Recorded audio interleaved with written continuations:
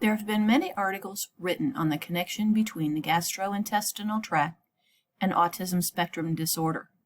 The article I chose, Gut Microbiota and Autism, Key Concepts and Findings, was published in the Journal of Autism and Developmental Disorders in 2017. It reviews studies that examine the link between the gastrointestinal microbiota and autism spectrum disorder. Microbiota include the bacteria, fungi, protozoa, and viruses that live in the gut environment. Autism spectrum disorder is a neurodevelopmental disorder which affects communication, social interaction, and behaviors. The article estimates that 1 in 68 children in the United States is affected by autism spectrum disorder. While ASD is linked to genetics, the root causes are a mystery. This article examines the non-genetic factor of microbial dysbiosis or imbalance and the connection to ASD. The authors report that children with ASD have a significantly different composition of intestinal bacteria than control groups. They consider the question of pathogenesis of autism and an overabundance of intestinal bacteria, particularly of the Clostridium and Suturella genus. They review animal studies which show that shifts in microbiota produce changes consistent with autism. The article outlines the development of the human microbiome as being sterile at birth and influenced by many factors. Cesarean section birth versus vaginal delivery determine maternal transfer, diet, antibiotic use, and environmental factors are all cited as being influential in the development of an individual's microbiome. The authors cite many studies that show GI symptoms are more prevalent in individuals with ASD than the control populations.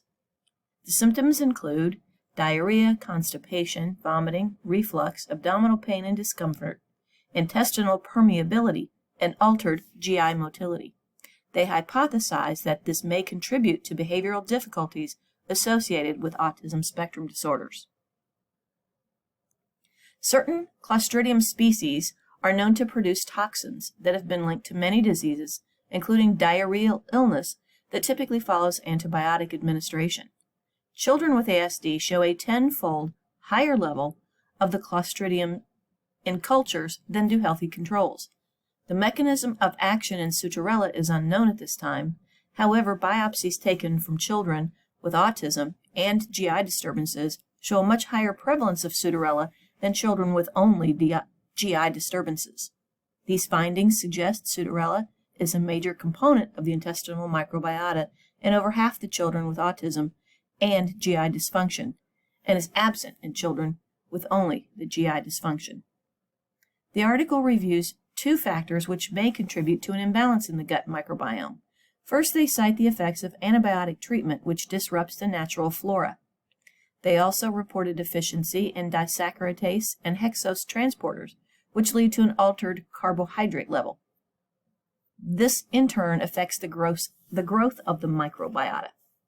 Additionally, intestinal permeability, or leaky gut, results in toxins, bacteria, and metabolites entering the bloodstream. This can activate the immune system and result in inflammation.